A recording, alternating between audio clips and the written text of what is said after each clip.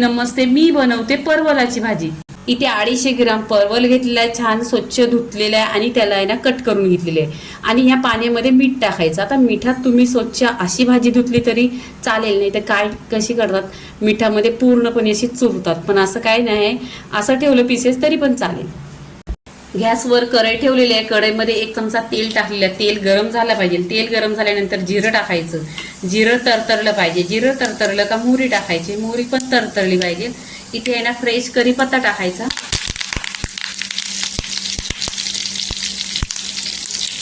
कढीपत्ता टाकल्याने 1 कांदा आहे तो टाकायचा, कट केलेला कांदा आहे।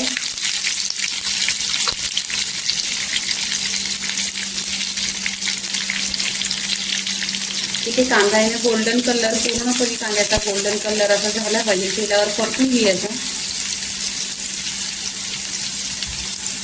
कांदा गोल्डन कलर झालेला आहे। इथे टोमॅटो टाकून घ्यायचा, 1 टोमॅटो कट केलेला आहे। इथे हिरवी मिरची 1 ते 2 हिरवी मिरची टाकायची। हिरवी मिरची पण तेलावर परतून घ्यायची। ह्याच्यावर आहे ना मीठ टाकायचा।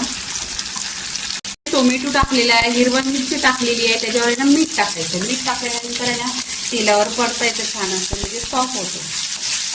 इथे आहे ना हळदी पावडर टाकायची आहे।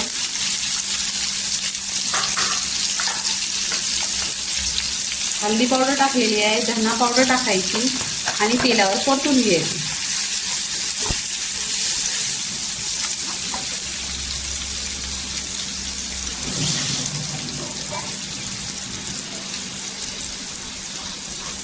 इथे परवलाची भाजी स्वच्छ धुतलेली आहे, ती टाकून घ्यायची।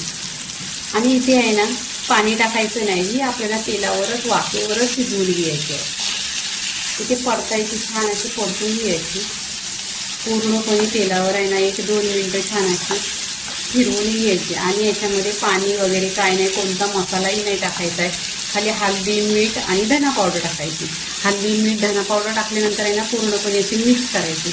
मिक्स केल्यानंतर पाहायची 1-2 मिनिटं आहे ना गॅस स्लो करायचा। स्लो गॅस केल्यानंतर आहे ना त्याच्यावर ढक्कन लावून स्लो गॅसवर 10 मिनिटं शिजवून घ्यायची। इथे पूर्णपणे 10 मिनिटं झालेली आहेत, छान अशी पहा भाजी आहे ना इथे छान झालेली आहे परवलाची भाजी।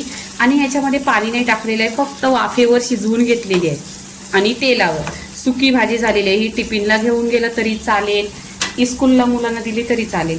इथे आहे ना कोथिंबीर टाकायची, भरपूर अशी कोथिंबीर टाकायची। परवलाची भाजी पूर्णपणे झालेली आहे। लाईक करा, शेअर करा, सबस्क्राईब करा आणि नेहमीच खात राहा। धन्यवाद।